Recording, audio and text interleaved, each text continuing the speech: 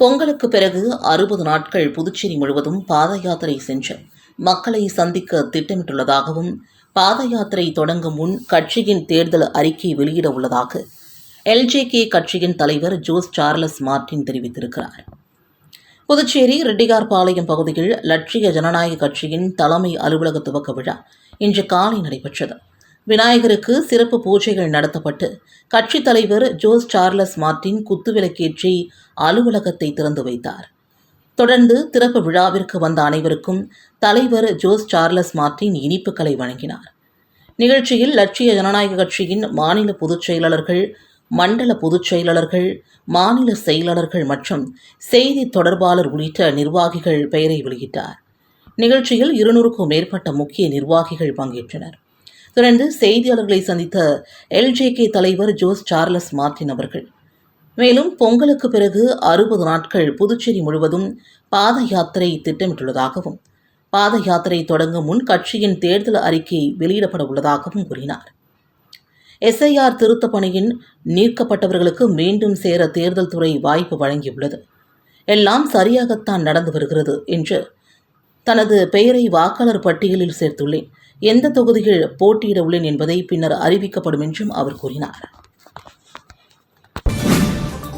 புதுச்சேரியில் பெண்களிடம் செயின் பறிப்பில் ஈடுபட்ட 2வரை கைது செய்த போலீசார் அவர்களிடமிருந்து ரூபாய் 10 லட்சம் மதிப்பிலான நகைகளை பறிமுதல் செய்தனர்.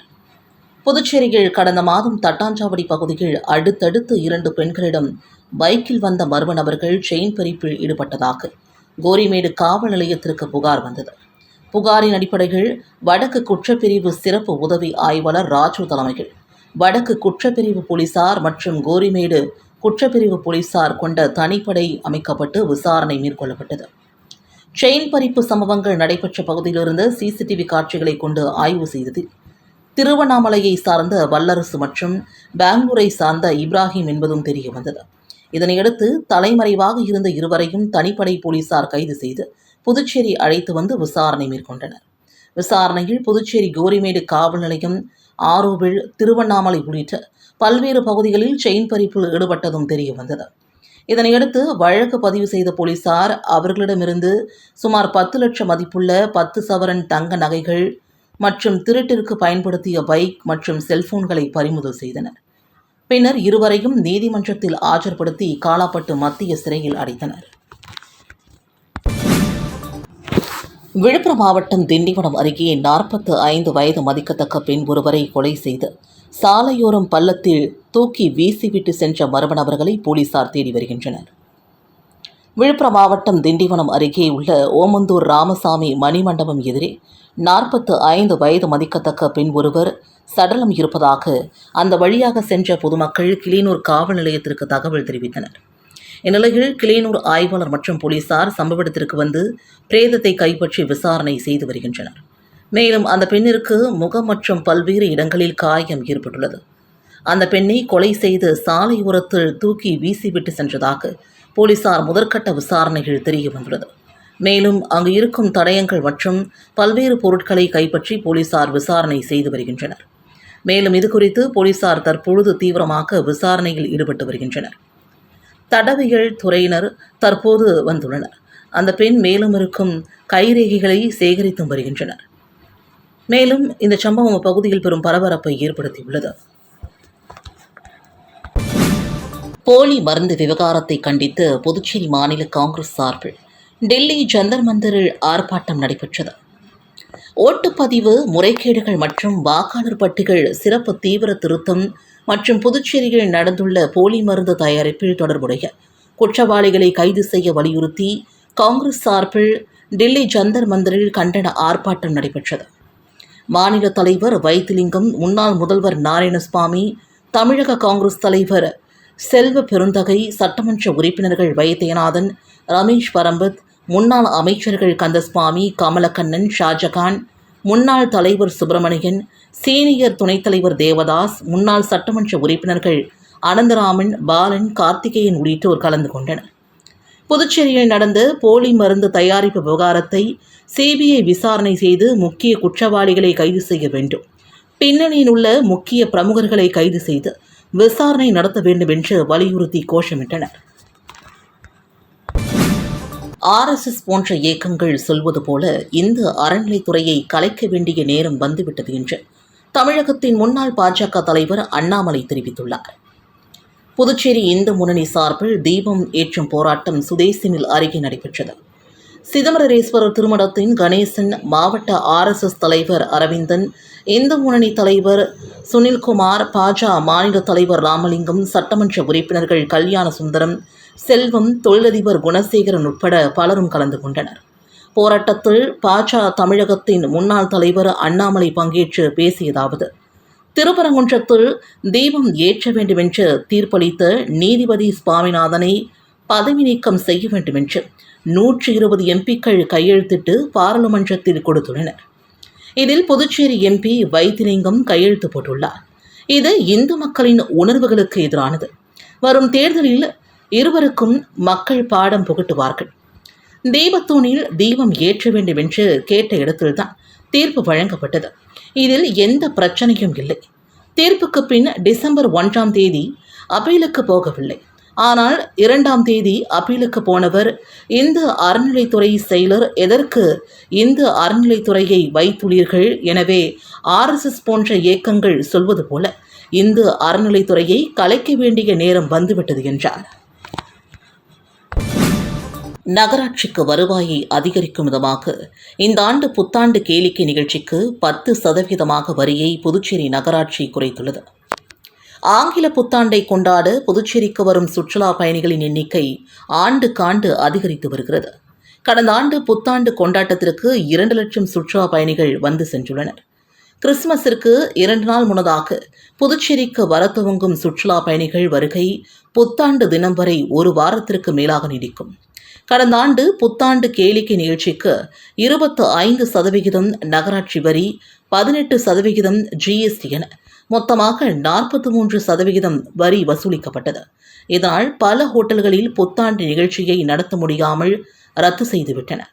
அதனைத் தொடர்ந்து நகராட்சிக்கு வருவாயை அதிகரிக்கும் விதமாக இந்த ஆண்டு புத்தாண்டு கேளிக்கை நிகழ்ச்சிக்கு 10% வரியை புதுச்சேரி நகராட்சி குறைத்துள்ளது. மேலும் கடற்கரை சாலையில் உள்ள பழைய சாராய ஆலை, நேரு சிலை, லே கஃபே, டியூப்லெக்ஸ் சிலை, பழைய துறைமுக வளாகம் ஆகிய பகுதிகளில் உள்ள இந்த 5 கழிப்பிடங்களும் 30ஆம் தேதி துவங்கி 1ஆம் தேதி வரை 3 நாட்களுக்கு 24 மணி நேரமும் திறந்திருக்க புதுச்சேரி நகராட்சி ஏற்பாடு செய்துள்ளது. அதனைத் தொடர்ந்து புத்தாண்டை கொண்டாட வரும் சுற்றுலா பயணிகள் அதிகம் புழங்கும் பகுதியான ஒயிட் டவுனில் உள்ள கொம்பாஜி வீதி, பாரதிதாசன் கல்லூரிகள் துவங்கி செஞ்சி மற்றும் ஆம்பூர் சாலைகளில் ஃபோக்கஸ் மின்விளக்குகள் அமைக்கும் பணிகள் பொதுப்பணித்துறை சார்பில் வேகமாக நடந்து வருகிறது. இதனைத் தொடர்ந்து இந்த ஆண்டும் சுற்றுலா பயணிகள் வருகை அதிக அளவு இருக்கும் என்பதை குறிக்கும் வகையில் புதுச்சேரியில் உள்ள பிரபலமான ஹோட்டல்கள், தங்கும் விடுதிகள், ஹோம் ஸ்டேக்கள் உள்ளிட்டவை சுற்றுலா பயணிகளால் முன்பதிவு செய்யப்பட்டு வருவதும் குறிப்பிடத்தக்கது.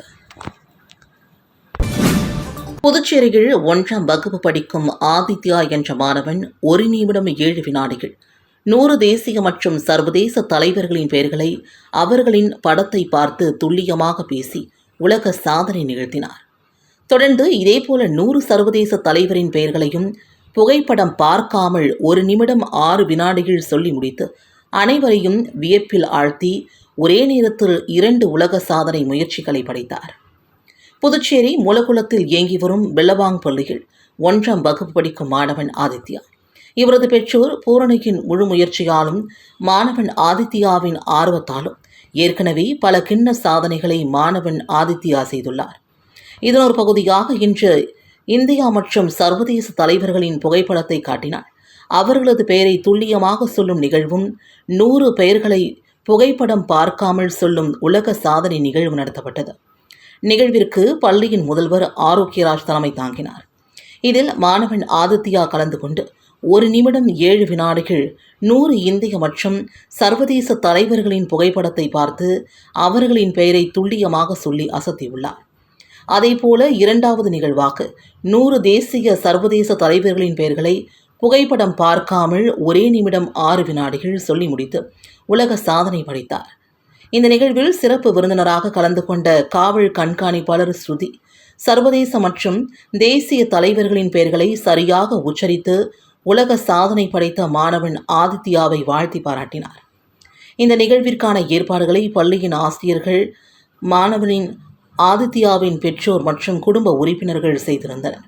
சாதனை படைத்த மாணவனுக்கு பள்ளியில் படிக்கும் மாணவர்கள் கைத்தட்டி வாழ்த்துக்களை தெரிவித்தனர்.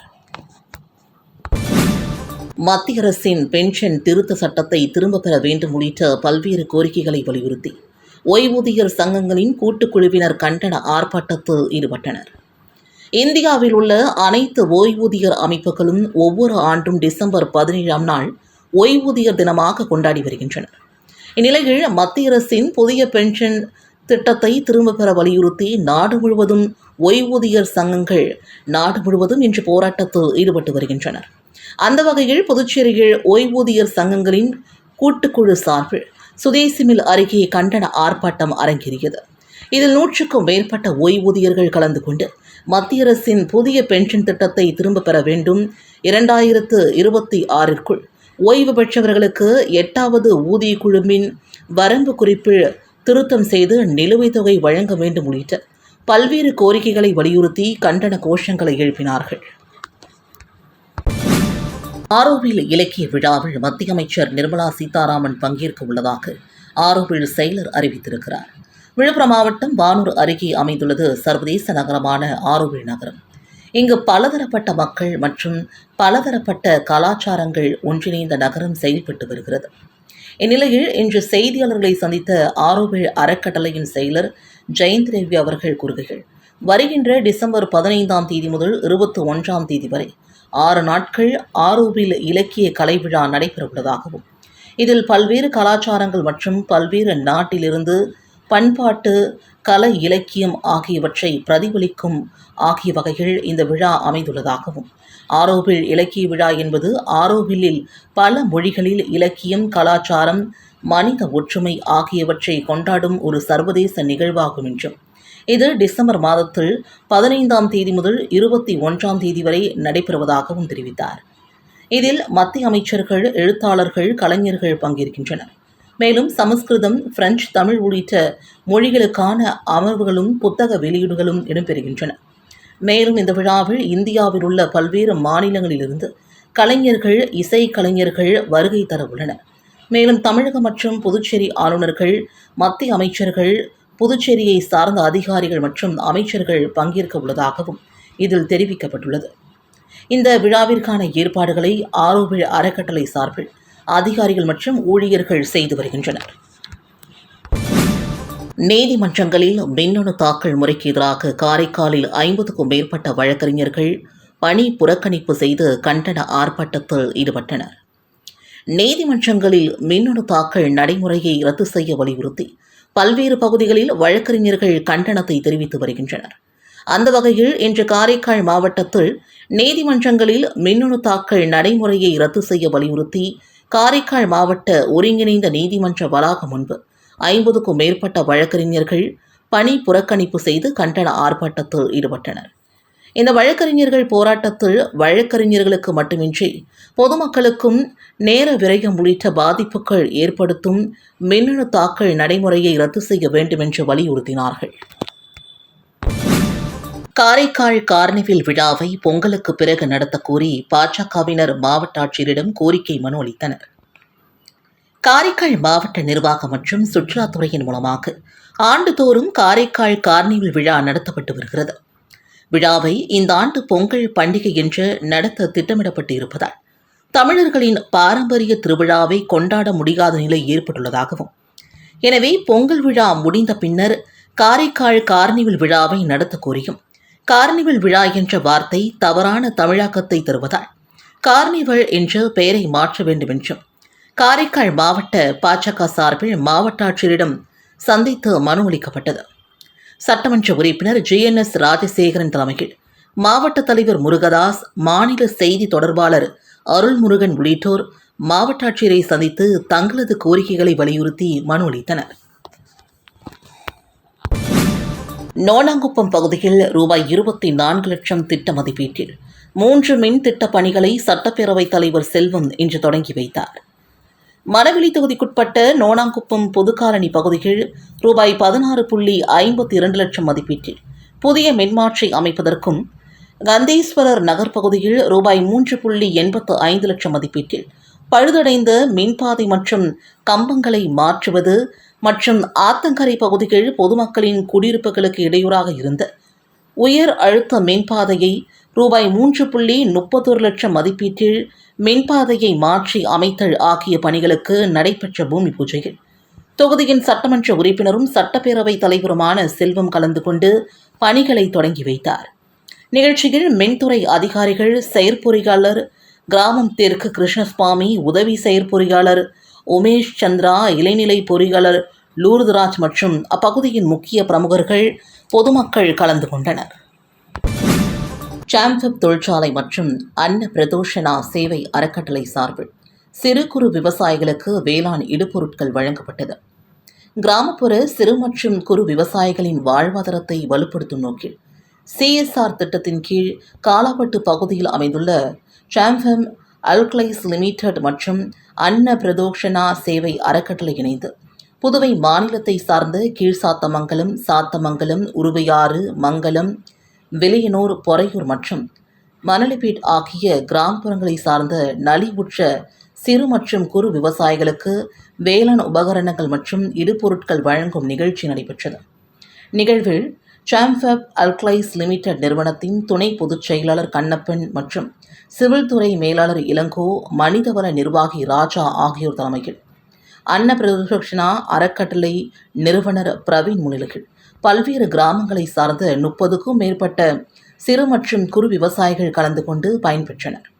இந்த திட்டத்தின் கீழ் விவசாயிகளின் தேவையை கருத்தில் கொண்டு ஸ்ப்ரேயர் 30 கிலோ, விதைகள், பஞ்சகாவியம், மின் அமிலம் உள்ளிட்ட மொத்தம் 20 வகையான வேளாண் இடுபொருட்கள் மற்றும் உபகரணங்கள் வழங்கப்பட்டன.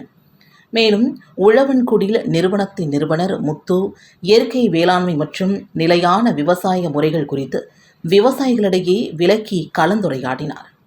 நிகழ்வை திட்ட ஒருங்கிணைப்பாளர் லோகேஷ் மற்றும் திட்ட ஒருங்கிணைப்பாளர் சத்யா ஒருங்கிணைந்து நடத்தினர். இந்த விழாவிற்கான ஏற்பாடுகளை மங்களம் கிராமத்தை சார்ந்த நாகராஜ் மற்றும் தென்னல் பகுதியை சார்ந்த தேவராஜ் ஆகியோர் சிறப்பாக செய்திருந்தனர். செல்லிப்பட்டு கிராமத்தில் ரூபாய் 44 லட்சம் செலவில் கழிவுநீர் வாய்க்கால்களை மறுசீரமைக்கும் பணியினை தொகுதியின் சட்டமன்ற உறுப்பினர் அங்காளன் பூமி பூஜை செய்து தொடங்கி வைத்தார். புதுச்சேரி திருபுவனை சட்டமன்ற உறுப்பினர் தொகுதி மேம்பாட்டு நிதியின் கீழ் ரூபாய் 44 லட்சம் மதிப்பீட்டில் செல்லிப்பட்டு கிராமத்தில் பிள்ளையார் கோவில் வீதி மற்றும் அதனை சார்ந்த பகுதிகளில் பல ஆண்டுகளுக்கு முன்பு அமைக்கப்பட்டு சேதமடைந்த கழிவுநீர் வாய்க்கால்களை மறுசீரமைக்கும் பணிக்கான பூமி பூஜை விழா இன்று காலை நடைபெற்றது. விழாவிற்கு திருபுவனை தொகுதியின் சட்டமன்ற உறுப்பினர் அங்காளன் தலைமையேற்று பூமி பூஜை செய்து பணியினை தொடங்கி வைத்தார். மண்ணாடிப்பட்டு கொம்யூன் பஞ்சாயத்து ஆணையர் எழில்ராஜன் முன்னிலை வகித்தார். நிகழ்ச்சியில் உதவி பொறியாளர் மல்லிகார்ஜுனன், இளைநிலை பொறியாளர் மனோகரன், ஒப்பந்ததாரர் சங்கர் மற்றும் கிராம முக்கியஸ்தர்கள், லட்சிய ஜனநாயக கட்சியின் திருபுவனை தொகுதியின் நிர்வாகிகள் மற்றும் கிராம பொதுமக்கள் உட்பட பலரும் கலந்து கொண்டனர்.